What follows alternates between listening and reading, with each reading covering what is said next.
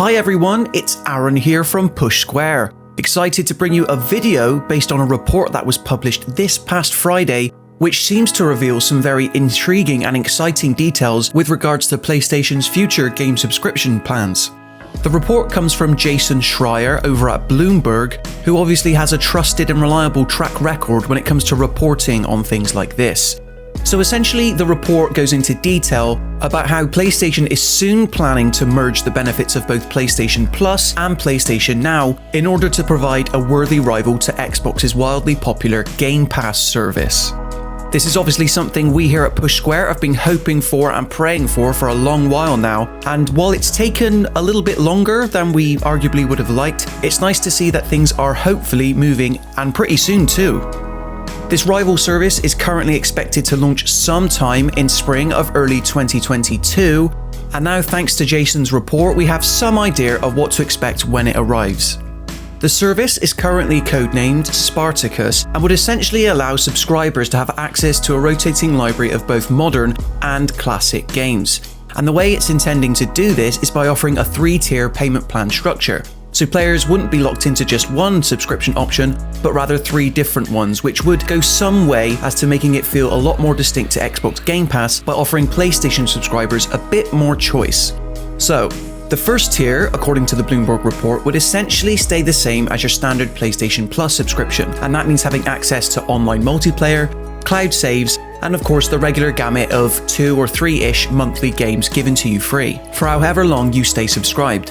The second tier, tier number 2, would then go on to add a large selection of PlayStation 4 games. And this is really the tier where things start to become interesting, as this is when it more closely aligns with the service that Xbox Game Pass currently offers. So you'll get a large selection of PlayStation 4 games, but more exciting than that, there'll constantly be PlayStation 5 games always being added later on down the line.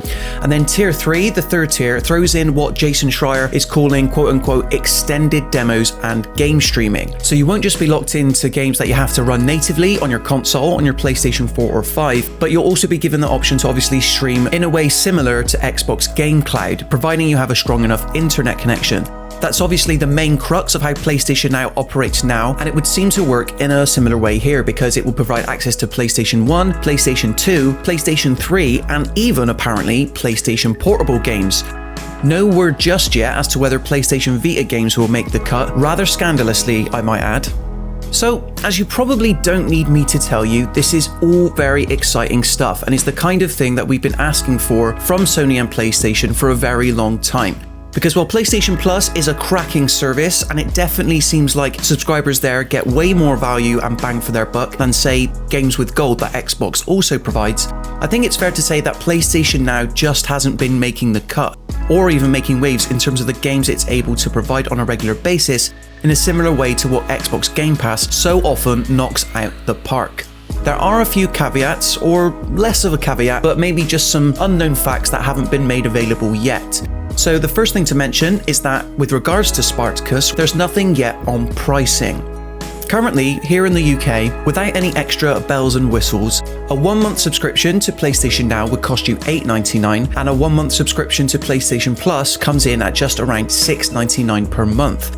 And this will obviously get cheaper the longer you choose to stay subscribed. It goes all the way up to a 12-month subscription plan for around about $49.99 each here in the UK for both PlayStation Plus and PlayStation Now. And currently, Schreier's report says nothing about how PlayStation plans to merge the two from a pricing standpoint. I will say that Xbox Game Pass currently weighs in at $10.99 here in the UK, so in order to stay competitive, I think it's pretty clear that you're going to be paying a bit more, something similar to that £10 figure, when codenamed Spartacus does eventually arrive. But then things get a little bit more complex when you throw in all the different tier subscriptions. I like the fact that PlayStation is providing players with options, and that way they won't end up paying for something or a specific service that they won't necessarily use. But still, Sony needs to nail the pricing structure on all 3 different tiers so as to not isolate anyone either. It's going to be a very tricky balancing act. Another thing Schreier's report kind of glosses over is how regularly PlayStation 5 games will be added down the line. It says that they'll be coming eventually, but obviously a big appeal for Xbox Game Pass is that every first-party title, so games like Halo, Forza and Gears of War, all come to the service day and date, day one. So that would save you having to go out and pay full price for a game, whereas you could just subscribe 1 month, pay $10.99 on Xbox Game Pass, and that way you're set. You can complete the game within a month. There's nothing to suggest that Spartacus will go that far yet, and I think that's quite understandable because Sony is still very much the market leader when it comes to first-party exclusives that release in good quality, highly polished, and provide blockbuster experiences. Xbox is a little bit more haphazard, and until there comes a time where PlayStation finds itself in a tricky position, then they don't have to essentially give these games away as part of your regular subscription. They'd be losing money. It essentially makes no sense. Therefore, when Spartacus does officially launch in spring 2022, don't expect something like Horizon Forbidden West to come to the service on day one. You might see them run a limited time trial, something similar to what they did with Death Stranding Director's Cut, but that's just wild speculation on my part, and there's nothing in the report about Sony possibly experimenting with stuff like that. Yet, anyway. So nothing about pricing, nothing about day one first-party titles, but it seems obvious to me that the PlayStation Plus collection is going to be folded into this. This was obviously a collection of games available to subscribers back when the PlayStation 5 launched, and it's kind of remained stagnant ever since. No new games have been added, hence why I think PlayStation Plus collection is going to be folded into the second tier of whatever Spartacus ends up being. However, despite being made up only of PlayStation 4 games, the PS Plus collection is currently still only available to PlayStation Plus subscribers. So when Spartacus does launch, you have to imagine that PlayStation 5 exclusivity will be faded out, and then PlayStation 4 players can get in on the fun. The biggest surprise for me from this Bloomberg report is how Sony seems to be paying attention, for a change, to its classic library of PlayStation 1, 2, 3, and even PSP games. The fact that titles from this era is only mentioned as part of the third tier does make me think that they're going to be made available via streaming only, kind of similar to what we have now with PlayStation Now. But hey, it's better than nothing, and streaming tech is improving all the time. So there you have it, guys, in terms of the supposed rival to Xbox Game Pass coming to PlayStation sometime in spring of 2022.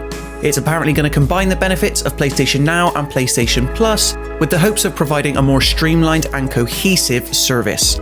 What are your thoughts on this? Would you subscribe as soon as it's available? Let me know in the comments section below.